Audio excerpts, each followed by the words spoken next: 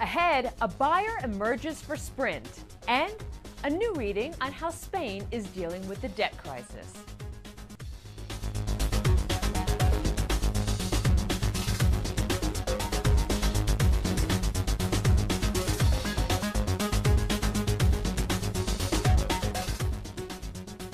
Welcome to 3 Times Square this Thursday from Reuters World Headquarters in New York.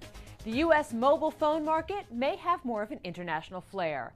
A source tells Reuters Japan's third-largest mobile phone carrier, Softbank, is in talks to buy a majority stake in Sprint.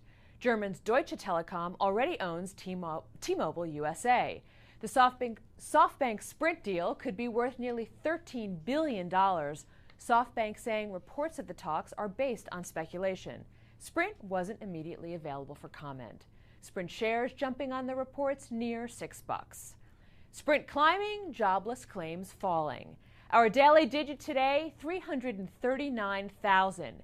Weekly jobless claims dropping from nearly 370,000 the prior week to their lowest level in more than 4 years. The 4-week moving average and continuing claims also declining.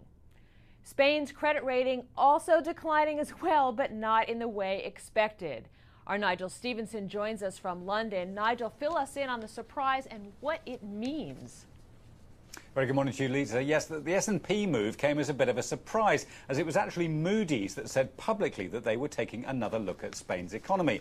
So now Standard & Poor's are in line with Moody's with a rating just above junk. But there was little reaction on the bond markets this morning. The conundrum remains, when will Spain officially seek a bailout? The economy minister today confirmed that Madrid is still considering whether to apply for aid. Lisa? Okay, Nigel, yesterday we talked about a company that was actually moving into Greece. Today, the reverse, a big company, moving out. Is that right? This is a major kick in the teeth for Greece. Its biggest company, Coca-Cola Hellenic, is leaving the country, moving to Switzerland and listing its shares in London.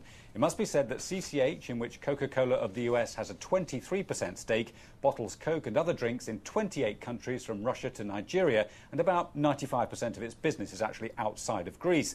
The company, which last year made net profit of €330 million on sales of $6.85 billion, has also complained of high taxes imposed under Greek government austerity measures. As one analyst told us this morning, this is a healthy company that does not want to suffer from Greece's high country risk. So yes, you've got the flip side there. Okay, Nigel, thanks so much. Back to these shores, a lot of pop in the presidential election, and our power players of the day drinking in the dollars. It's the cable TV companies who, according to the New York Post, have seen ad revenue surge 67% as the race tightens. A Wells Fargo analyst upped her estimate for spending on cable TV political ads to $550 million from $467 million. That's well above the $330 million spent in 2008. While broadcast earns more at roughly $3 billion, its share of the ad pie is roughly the same as 2008, while cable is gaining share, which is welcome news for cable companies as viewers ponder whether to cut the cord and turn to the web.